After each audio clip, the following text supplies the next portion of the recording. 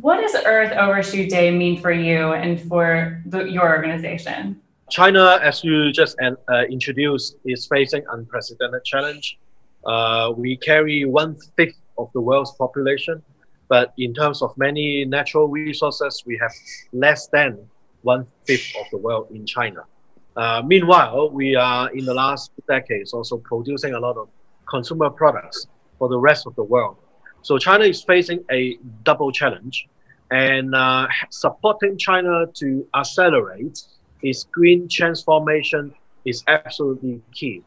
We believe that this is one of the most important country where we need to support governments and companies and consumers to make the right decision so that we can live within one planet boundary. It's extraordinary.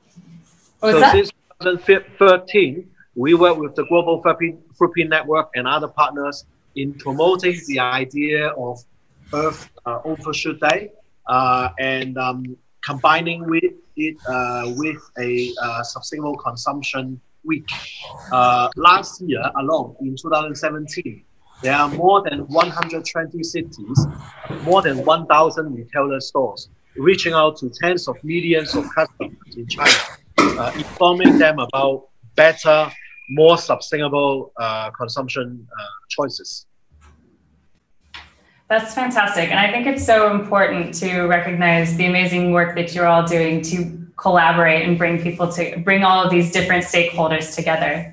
So of all of the amazing things you're doing at WWF China, what is one of the most exciting initiatives you have to move the date? Yeah, since 2015, we've been expanding the Earth Hour Day to a event where we engage companies as well as communities, people to look at how they can contribute their lifestyle change to sustainable consumption. Last year, we have more than 242 cities in China. Tens of million people join the Earth Hour, showing their support for a planet, for one planet, by not only switching off the lights, but also choosing green transports, public transport and share bikes, bringing their own bags, refuse to use single-use plastic straws, for instance,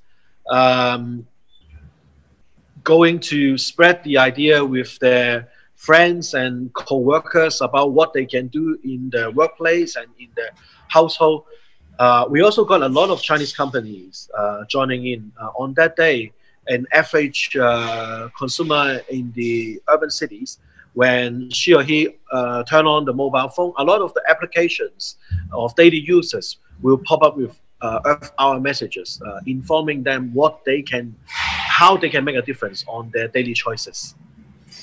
It's really amazing to think about that kind of work at the scale you have there in China. It's one thing to get mobilization like that in small places, but it gives me chills to think of that many people all working together to make changes and make a difference.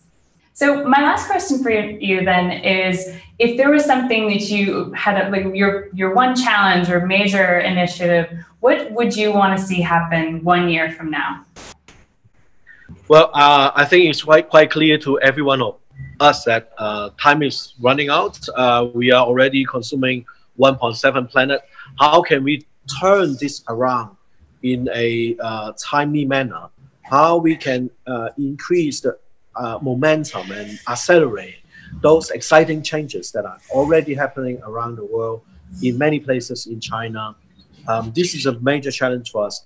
One area of focus we're looking at is how we can help Chinese companies to start and accelerate their single-use plastic phase out. This is one of the most ironical and let's say insane behavior of unsustainable consumption. You know, plastic straw, for instance, that would only be degraded in hundreds of years, which is something that we use only for a few seconds or a few minutes at most. Helping companies and consumers to realize There are daily choices that they can make, simple but important choices that they can make, can contribute to living in one planet together. That's very important. Thank you so much for being such an amazing champion for the planet, and for all of the changes that you're able to help us make.